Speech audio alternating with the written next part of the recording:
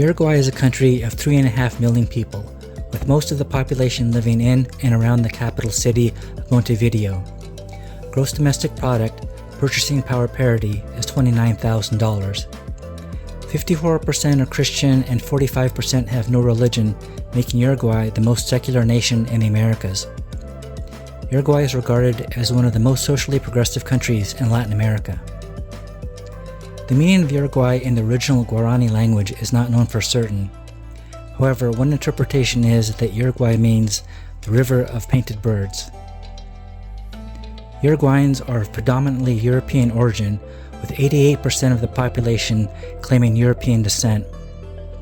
Most Uruguayans of European ancestry are descendants of the 19th and 20th century immigrants from Spain and Italy, and to a lesser degree, Germany, France, and Britain.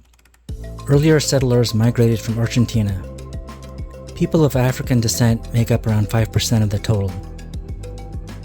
Uruguayan dishes are from Spain, France, Italy, and Brazil, the result of immigration caused by the past wars in Europe.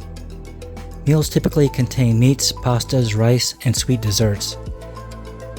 Meat is the principal dish, due to Uruguay being one of the world's largest producers of quality beef. The Portuguese were the first Europeans to enter the region of present-day Uruguay in 1512. The Spanish arrived in present-day Uruguay in 1515, claiming it for the crown.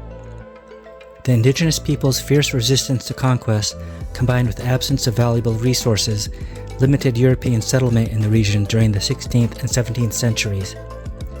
Uruguay then became a zone of contention between the Spanish and Portuguese empires. In 1603, the Spanish began to introduce cattle, which became a source of wealth in the region.